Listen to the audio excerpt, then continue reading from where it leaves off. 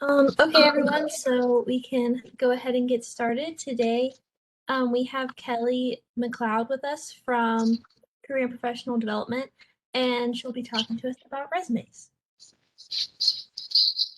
Thank you. Looks like I'm waiting for everyone to come on there. It looks like there's a good group. Can everyone hear me okay?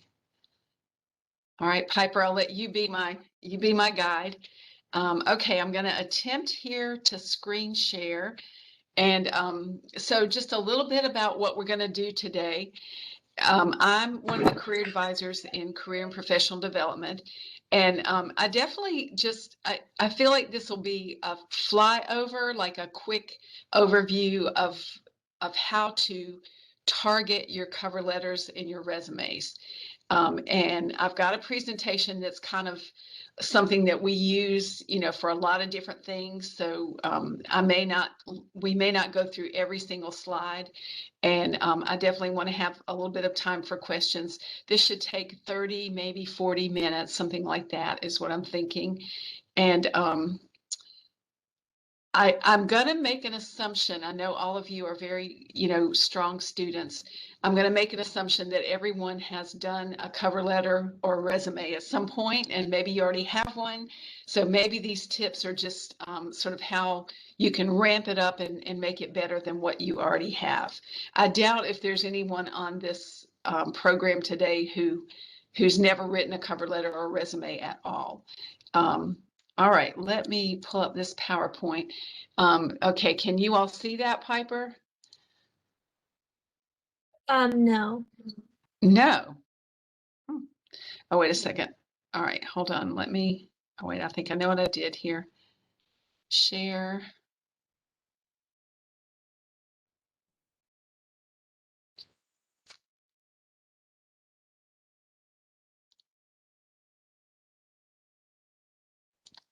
Okay.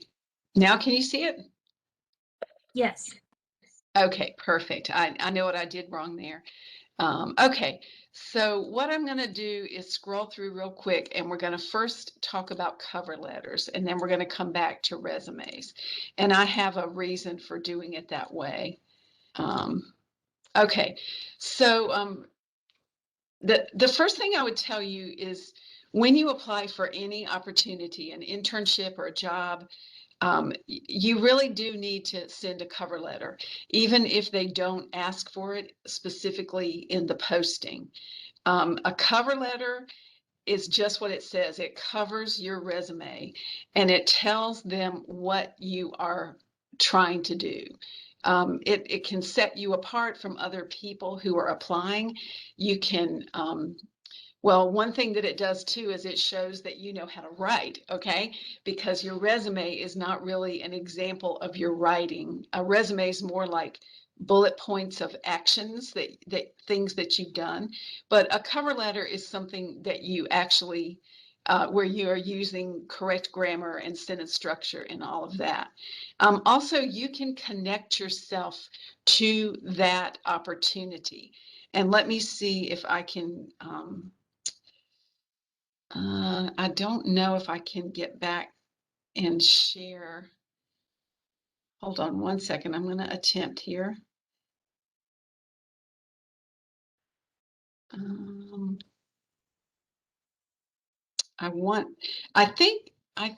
yeah, maybe. I'm not sure if I can share this or not. Let's see. Can you all see that? Do you see a letter, Piper? No. No. Okay, let's go back. Now are you seeing the PowerPoint? Yeah, we can just see the PowerPoint. Okay, all right. I apologize for that.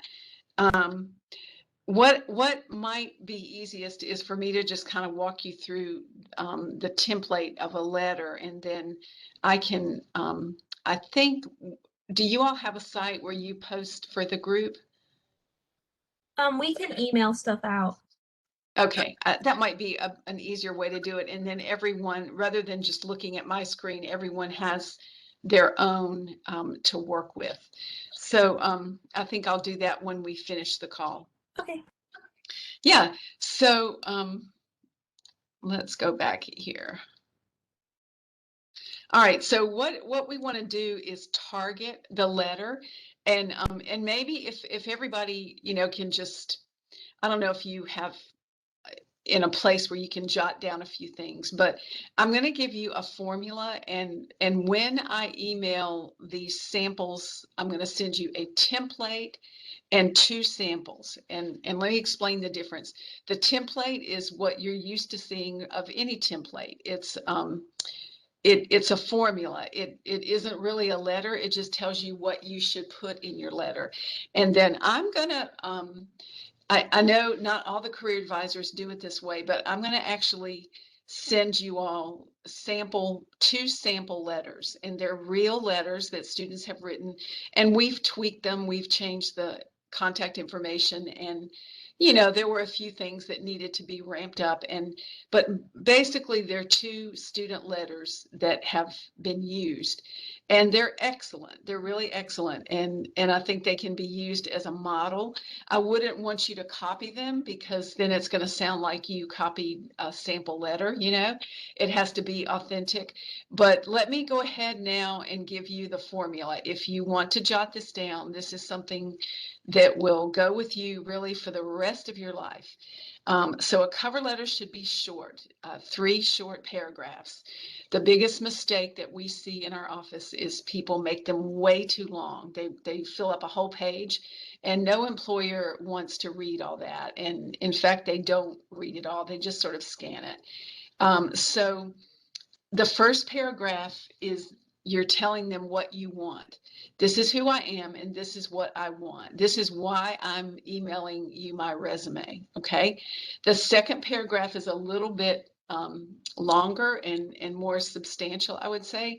And that's where you brag. That's where you tell them, this is why I'm great, and you should hire me for this opportunity. Okay. And you don't want to just repeat in that middle paragraph everything that they're going to read in your resume, but you can highlight a few things. And then the third paragraph is, think of it this way. So I told you what I want. I told you why I'm wonderful and you should hire me. Now, this is what are we going to do about it? Let's close the deal and figure out what we're going to do about it.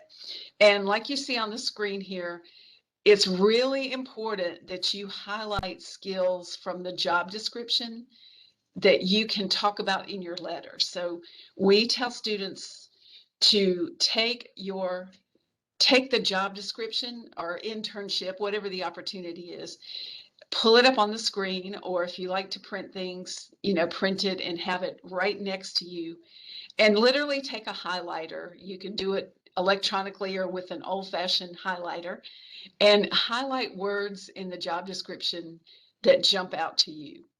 And then you want to be sure in your letter and also in your resume, and this is all about targeting. You want to use some of those words. So I had a student one time that was applying for an event coordinator type thing. And in the job posting, the word coordinate or coordinator was used, I think, 9 times. And so she has to use that word in her letter and in her resume. They want someone who can coordinate, and so she's got to convey that she can do that. Okay, now, are there any thoughts or questions? I'm happy to take questions about that. Does that make sense to everyone, that your cover letter is where you can really target and tailor your application to the situation? You don't want one generic cover letter or even one generic resume and just send it out for everything that you're applying to. You really have to go in and tweak it around. And when Piper, I'm not sure how quickly. Maybe if I email, as soon as we finish the call, I'll email you the samples. And if you can turn them around and email it to the group, or the membership, however you do that, that would be great. And then you all will have your own electronic copies, and you'll be able to see in one of the letters, one of the samples, the student connects herself and targets it by connecting to the geographical place. So she's applying to Rhino Sports. It's over in Winston-Salem. And these are real companies, real places. So like I said, we just tweaked a few of the details. But she's applying to Rhino Sports, and it's located near Wake Forest University. It's actually connected. They do a lot of work for Wake Forest University. So she grew up near the Wake Forest campus, and she tells them that in her letter. And so that's a way that you can target, and you're kind of molding yourself into who they are. The other sample that you're going to get uses a connection. And I personally think that's the most effective kind of letter. She references an HPU grad who works at Wayfair in Boston. You all probably know the furniture company Wayfair. And she's applying for a position there and references this alumni who recommended her to apply there. So that's how we want you to target. You should definitely have someone proofread your letter so that you're not just sending it out, after writing it. You've always heard that little saying that you want to let your writing get cold for a day. So if something is due, on April 1st, you do not want to be composing it the morning of April 1st and trying to get it out there. You want to give yourself some wiggle room to read that letter again, or have a friend or a faculty member or me or someone in our office proofread your writing. Okay. All right. So it's very important in a cover letter that you do the research, or we're going to call it stalking. Okay. You figure out who you send your letter to. And we get a lot of pushback on this. A lot of people say, well, there's no way to find out, or it doesn't tell you in the posting.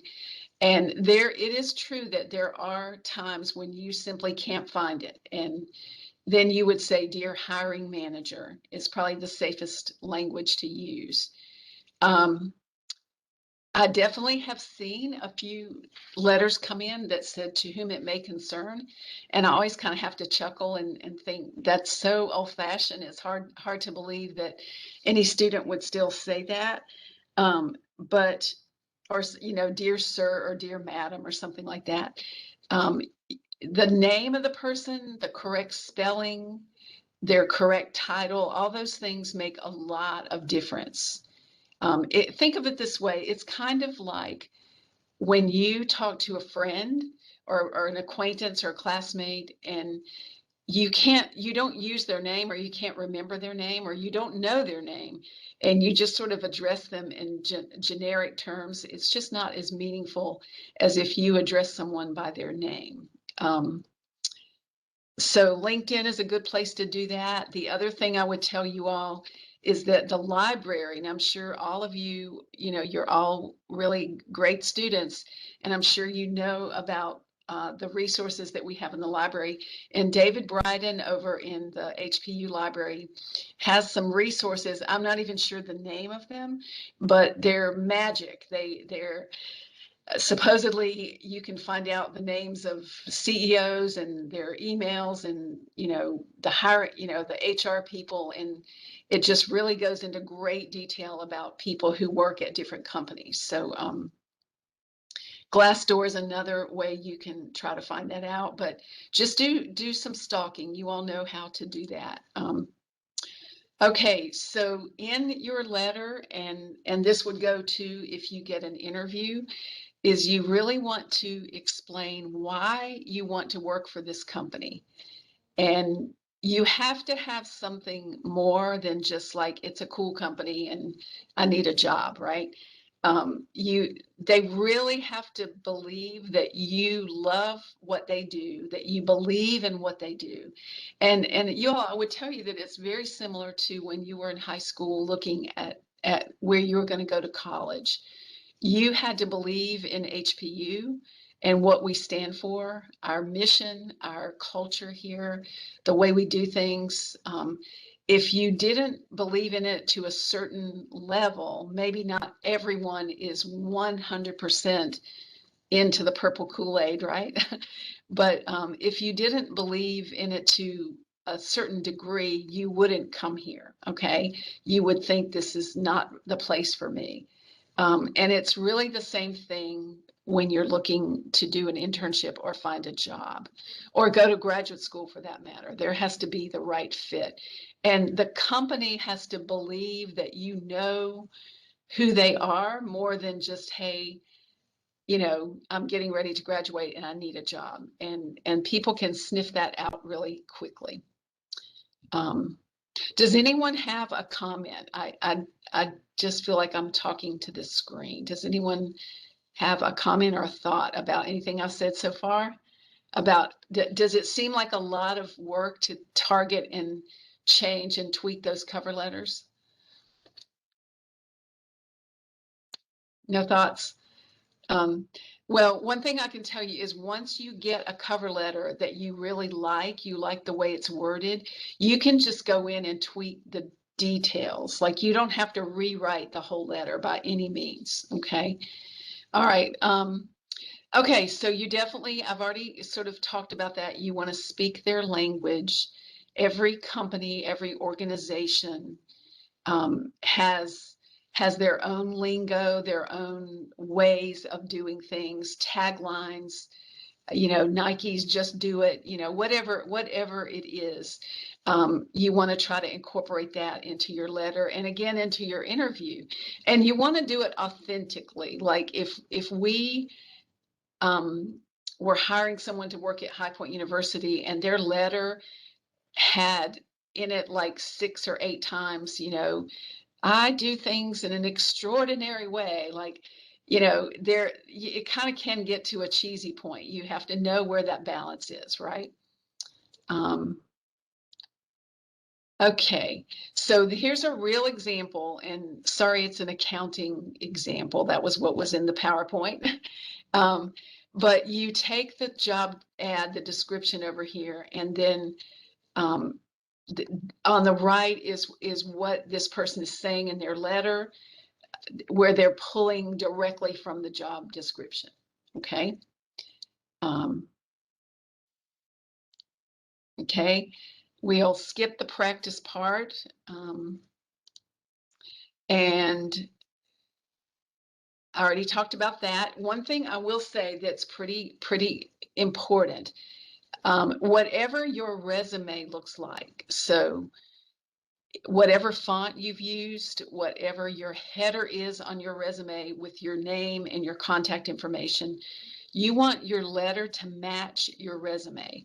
Now, it doesn't have to have the same layout. Like if your resume has columns on it or something, like if your resume is more creative and maybe has some color on it, you don't necessarily want your letter to be exactly like your resume, but I would pick up that header from the top, because the most important things on these documents are your identifying information, your name and your contact information. And you want to just lay that across the top of your letter. And again, when I send these samples and you get those on your email, you will see what that looks like. Okay. Now I'm going to back up in the presentation and talk about resumes. And the reason I do it backwards, whoever put this together, because we share them in our office, they did resumes first. But I like to talk about the letter first, because the letter is what an employer sees first. It actually covers your resume. And so I will tell you this, and this is going to sound very harsh, okay? If they look at your letter and there's misspellings, it's poorly written, there's, grammatical, anything off, they're not even going to get to your resume. They're not even going to take the time to look at your resume. So it's very important that that letter is compelling and grabs their attention. And I guess one last thing I would say about your letter is you really don't want to sound like everyone else. And if you don't hear anything else today, I hope you'll take that away. You've got to come up with your own unique way of describing yourself and talking about what it is you want. For example, you do not want to say, you know, I'm an excellent communicator and a team player, and I'm just looking to make a difference. Like, okay, so everybody thinks that, everybody says that. So you just really, it's really so much about understanding who you are and what you have to offer this organization. Okay, so let me run back up a little bit to, um, okay, so your resume is a one-page document that advertises who you are. Now, it's a screening tool. No one is ever going to get hired just based on their resume, or at least that should never be the case. And we do get a lot of pushback in our office where students want it to be more than one page. So again, this is going to sound a little harsh, but what employers tell us is it's kind of arrogant for someone at your age and stage to have more than one page. Okay. If you've been working for 20 years, 30 years, whatever, then maybe 2 pages. But even for me, I've been working a long time. And even for me, having a 2-page resume, I doubt they're going to read much on the second page.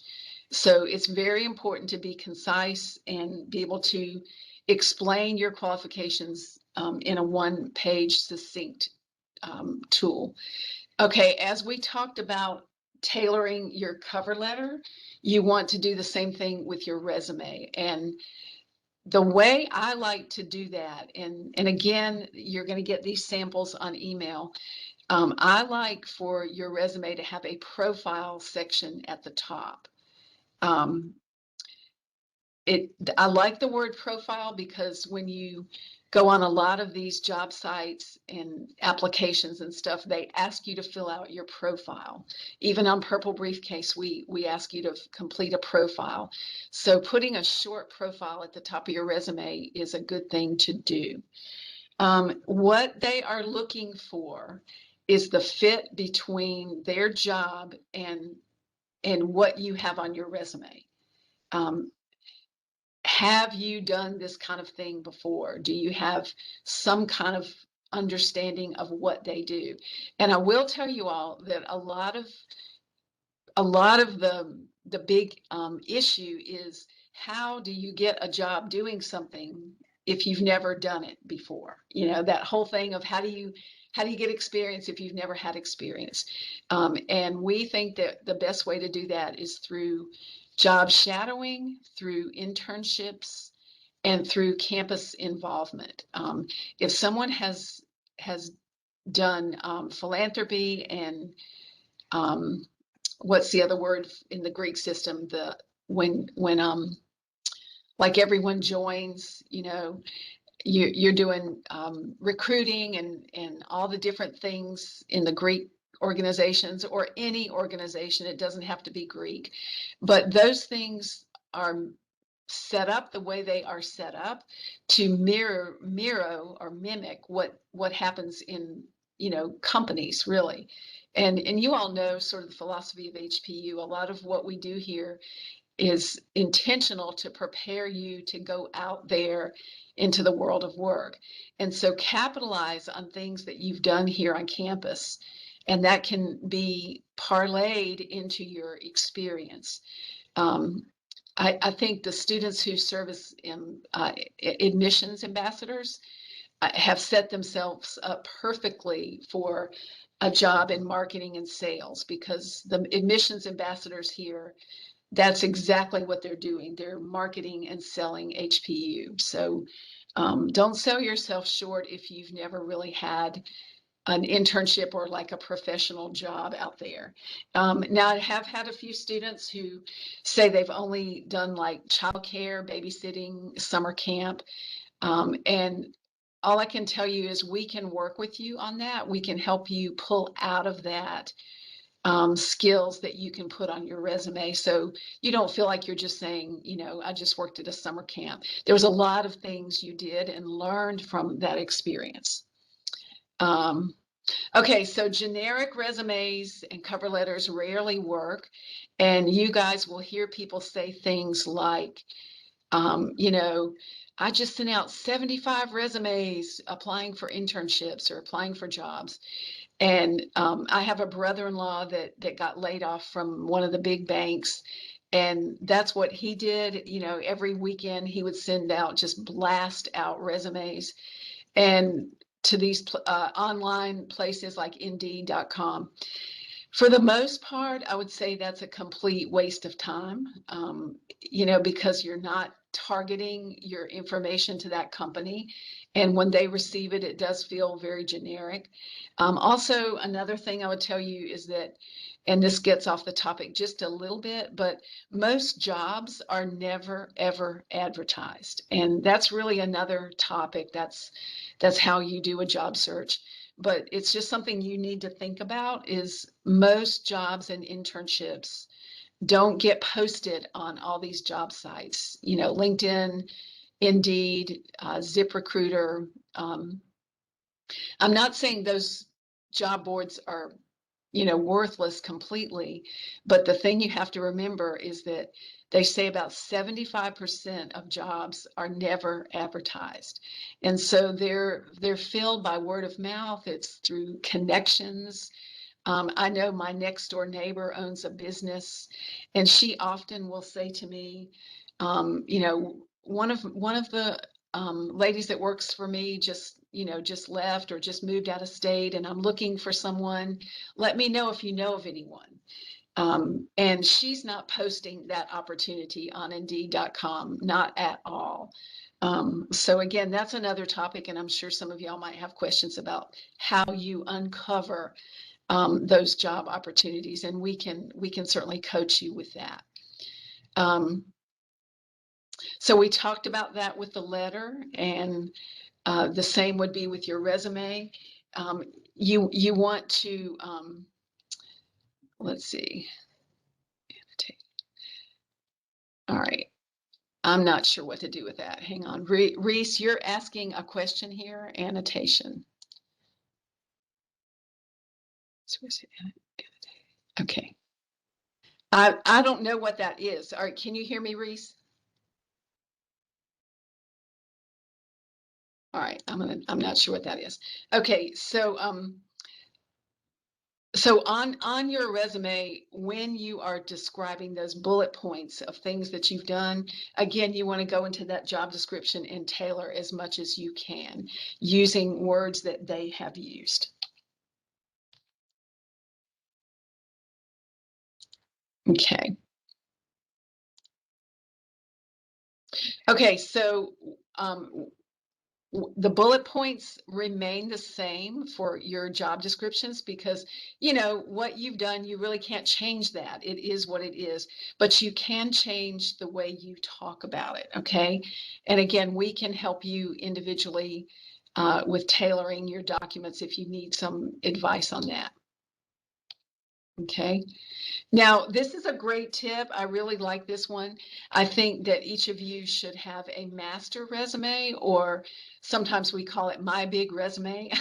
And it's just for you. It's something you will keep on your computer, and you will put everything you've ever done on there. It can be, you know, it can be 3 pages if you want.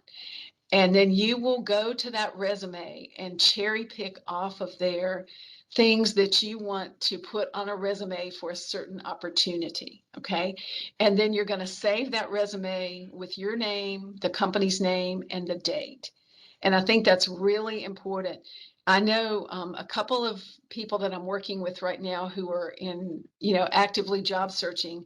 They have a whole directory on their computer for their job search, and I know one young man told me that he had, I think he said he had 11 different resume versions and had them saved, you know, for different things that he had applied for. So that's really helpful. Okay, and then we're back to the cover letter. So that's a lot of information. It's, you know, we all know that these web programs are not the most effective way do something like this, because the most effective way would be for me to be able to work individually and see what you've got developed as a cover letter and take a look at it. And what I really like to do with students is right before they're ready to apply for something, they come in and show us the job description, their cover letter, and their resume. And we sit down and see, does everything sort of match up?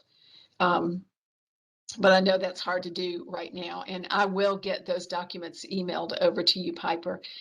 Does anyone have questions? And I'm not sure if you know, it's okay if I don't see you, but if I can hear you, I'm happy to answer your questions.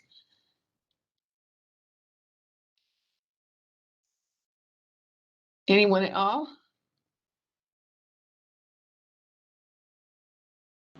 Hi, I have a question. Yes.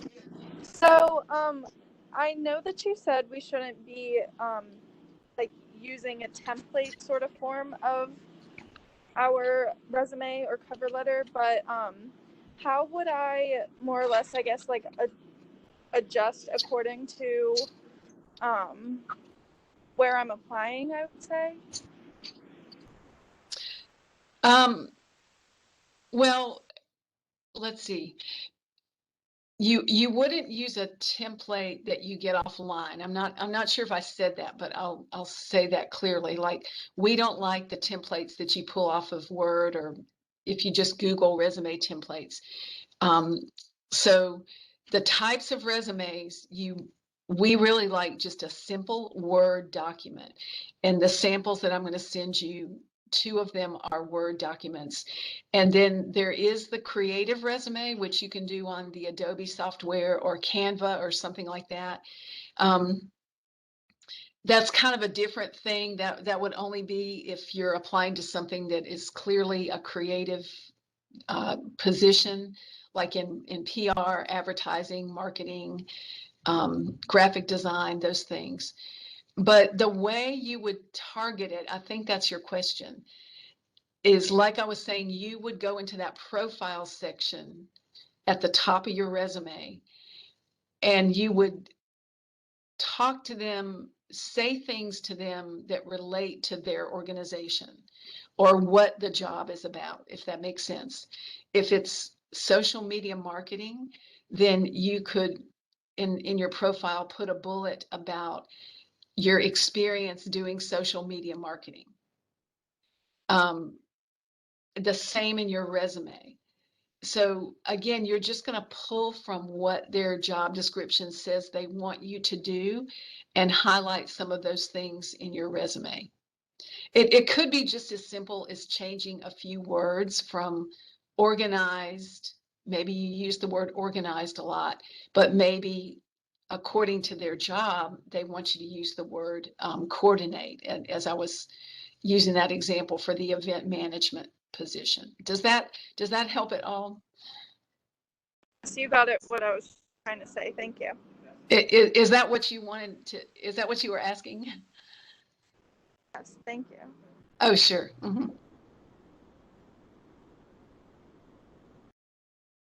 Any other questions?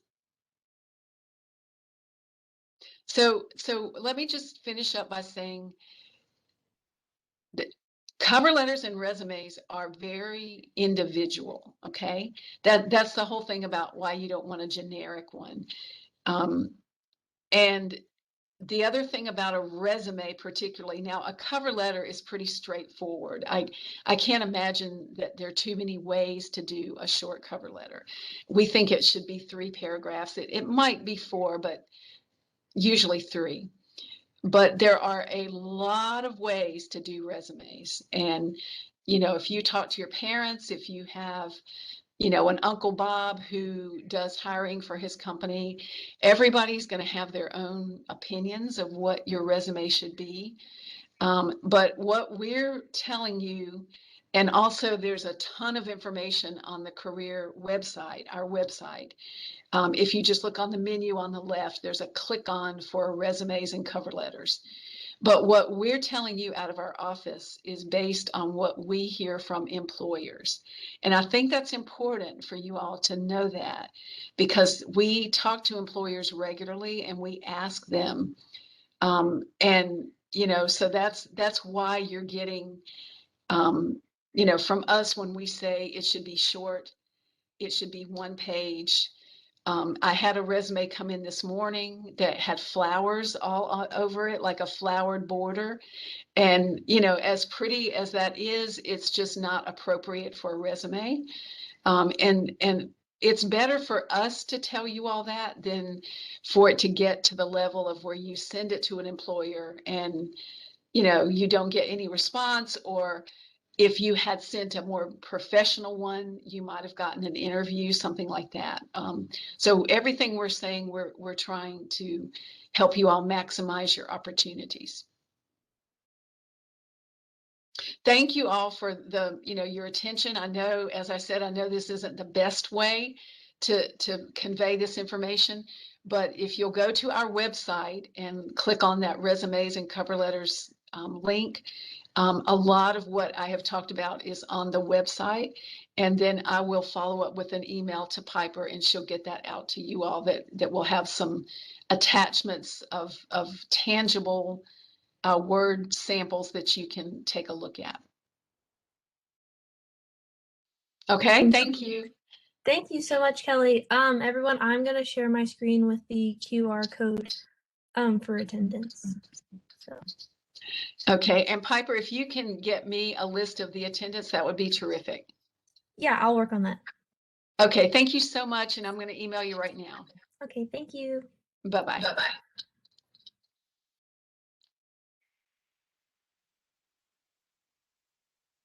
Hi, quick question. Can you send that in the chat? I'm just on my phone.